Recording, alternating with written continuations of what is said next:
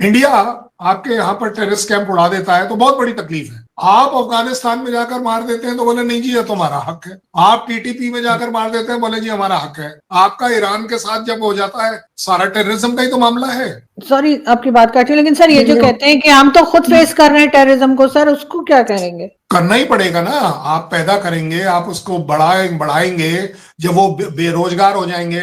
आपका कहना है, देखिए अब इसमें डिनाई मत करिएगा, आपके तो मिनिस्टर्स ने, सर्विंग मिनिस्टर्स ने कह दिया कि हाँ जी हम ये काम करते आए हैं, बड़े चौड़े हो गए कहा, और इसके लिए हम पैसे भी लेते आए हैं, ये भी बोल दिया उन्होंने। आपने पैदा करी, आपने उसको बढ़ाया, उनको सो कॉल्ड फाइटर्स बोलकर आपने उनको इक्विप किया, हथियार दिए, चलो जी कोई बात नहीं, बढ़िया बात है। अब उस अफगानिस्तान और आपकी हो गई टन आपस में। अब वो जो ट्रेन हुई तो अब वो टेररिस्ट करें क्या भाई? अब उनका क्या काम बचा है? अब उनका काम नहीं है तो आपके पास वापस ही तो आएंगे। और जब वापस आएंगे तो जो जो प्रोमिसेस आईएसआई ने किए थे कि हम तुमको लाखों अरबों खरबों 72 हुरे सब पकड़ाएंगे, अब दो।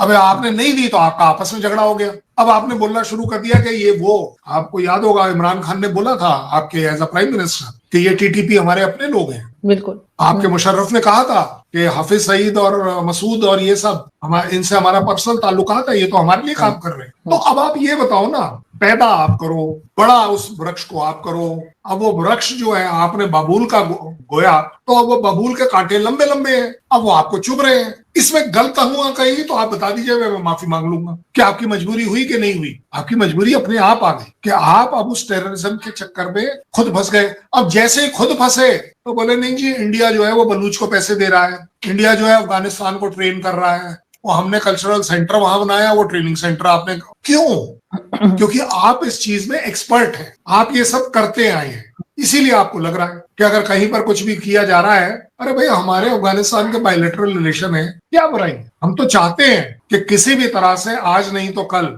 अफगान का जो टेररिस्ट है कहीं वो पाकिस्तान के बहकावे में हमारे यहाँ ना आ जाए। क्योंकि आपके यहाँ बहकावा सिर्फ एक मुसलमान नाम पर है ना, आप मुसलमान के नाम पर पाकिस्तान आर्मी और आईएसआई मिसगाइड कर रही है कि चलिए जी वहां पहुंच जाइए, यहाँ पहुंच जाइए। आप एक बात मैं तो हमेशा से कहता हूँ, आप तो एक अच्छे मुसलमान भी नहीं बन पाए, क्योंकि एक तरफ आप बोलते रहे कि जी नहीं इसमें मैं मतलब बुराई नहीं कर रहा हूँ, तो नहीं सही सही सही बात है सर, आप सही कह रहे हैं। भाई अच्छे मुसलमान बनने का मतलब क्या है कि वो जो जिहाद है वो जिहाद आप अपने ऊपर करते हैं। आप वो जॉर्डन में 25,000 बंदे मारकर आ गए, आपके जियाउल्लाह को जिहाद था, सारे मुसलमान मारे आपने, जिहाद था। अब आपको डाउट हो रहा है कि मैं इजराइल की साइड लूं क्योंकि इजराइल का आपका ऑफिशियल स्टेटमेंट आ गया कि हाँ जी हम पीस कीपिंग फोर्स भेजेंगे लेकिन हमें 10,000 रुपए चाहिए हर सैनिक के लिए। इजराइल ने कहा मैं 100 रुपए दूंगा, पता नहीं क्यों, बोले क्योंकि अब देखो गलत शब्दों में बोले तो उसने आपको शायद आपकी औकात उतनी समझी होगी, इसलिए उसने 100 रुपए ऑफर करे। और अब आप क्या करेंगे? आप इजराइल के लिए पैलेस्टीनियंस को मारेंगे वहां जाकर पीस कीपिंग के तौर पर, उनसे हथियार छुड़वा पाएंगे, हथियार छीन पाएंगे? आप बता दीजिए। आपने छीनना शुरू किया, आप एक और अपने लिए नया दुश्मन पैदा कर लोगे टेररिज्म का। क्या वो पैलेस्टीनियन छोड़ दीजिए, वो गाजा पूरा का पूरा आपके अगेंस्ट हो जाएगा। फिर क्या होगा?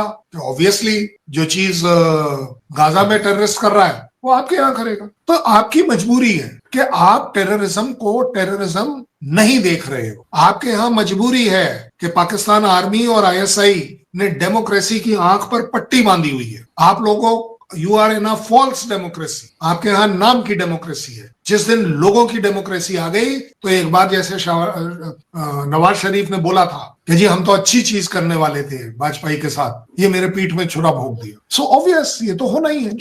लेकिन सर इससे फायदा किसका हो रहा है अगर ये टेररिज्म नहीं रोकते उसको, और जैसे आप कह रहे हैं बढ़ाते हैं बनाते हैं, और इसी तरीके से बाकी भारत समेत अफगानिस्तान के साथ, ईरान के साथ, किसी के साथ अच्छे टर्म नहीं रखते, तो सर जो लोग यहाँ पर मुल्क को चला रहे हैं, जाहिर आम पब्लिक तो नहीं चला रही, तो सर उनका फायदा क्या है इसमें? सबसे बड़ा फायदा है 300 रुपए किलो आटा आपके यहाँ है, मेरे यहाँ नहीं है।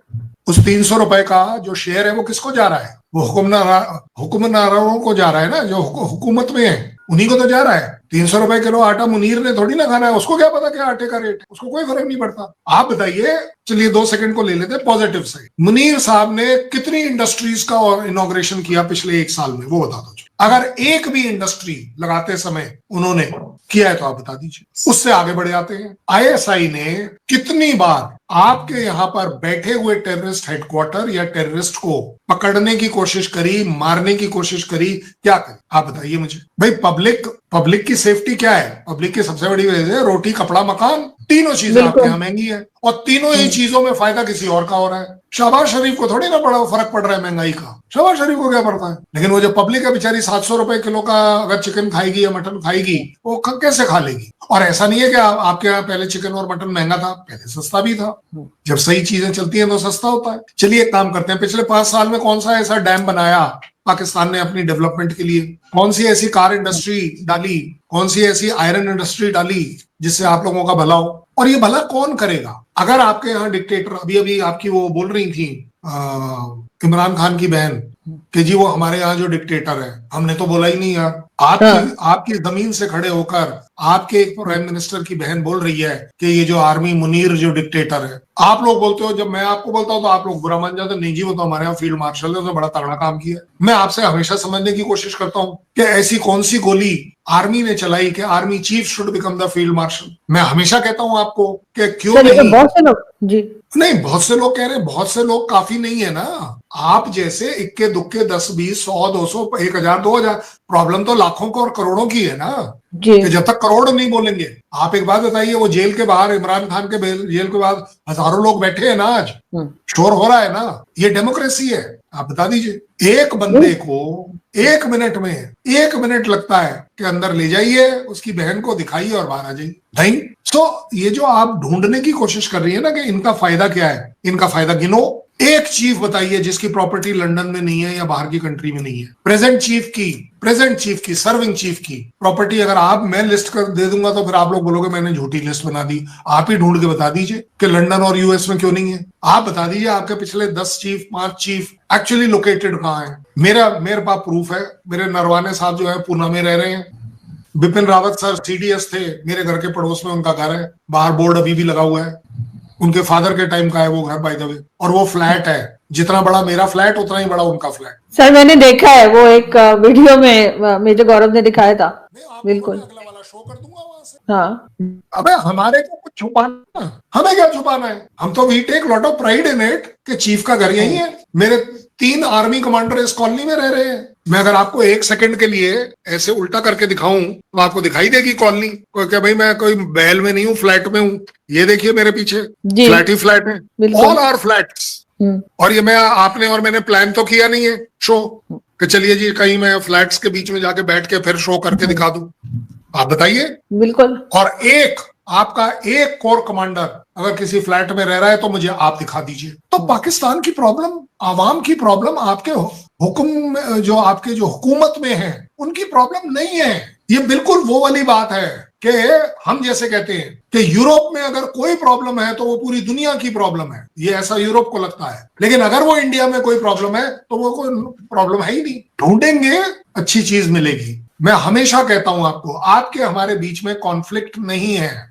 इंडिया का पाकिस्तान से कोई कॉन्फ्लिक्ट नहीं है। इंडिया का is on a conflict with the terrorism in Pakistan. हमें आपकी उस पाकिस्तान, आप एक बार मिल जाइए, एक कैंप अपने यहाँ का, इंडिया और पाकिस्तान के डीजीएमओ मिलकर उसे डिस्ट्रॉय कर दें, आप देखिए क्या बल्ले बल्ले होती है। और ये 2 कंट्रीज अगर मिल जाती हैं, अच्छा आपको बढ़िया सा एकदम से एग्जांपल दे रहा हूं। आप मेरे यहाँ चिलगोजे जो ड्राई फ्रूट है, चिलगोजे जी जी जी, वो तकरीबन 1800 रुपए किलो है। तो हमारे यहाँ 6000 है। हाँ, लेकिन आपके यहाँ वो चिलगोजे सड़ रहे हैं। आपके यहाँ इतनी बड़ी खेती निकली है इस बार। तो सर इतने महंगे नहीं है ना सर, हमारे यहाँ तो 6000 और 8000 और इस तरह के तो उसकी रेट चल रही है। भाई आपके लिए नहीं है ना, मुनीर साहब के लिए है, तो उसका रेट ऐसे ही रखना पड़ेगा ना। पब्लिक खा लेगी तो फिर तो बात खत्म हो जाएगी। तो मैंने तो पिछले 4 साल से चिलगोजे नहीं खाए सर। तो फिर क्यों खाओगी? मैं अफोर्ड ही नहीं कर सकती। तो बस ये वो वाली बात है। जबकि सड़ रहे हैं, ये मेरी रिपोर्ट नहीं है, पाकिस्तान की रिपोर्ट है कि हमारे पास इस समय चिलगोजा dry fruit is a good known item of Pakistan. ऐसी बात तो नहीं है। आपका चावल अच्छा माना जाता है, आपके टमाटर अच्छे माने जाते हैं। क्यों?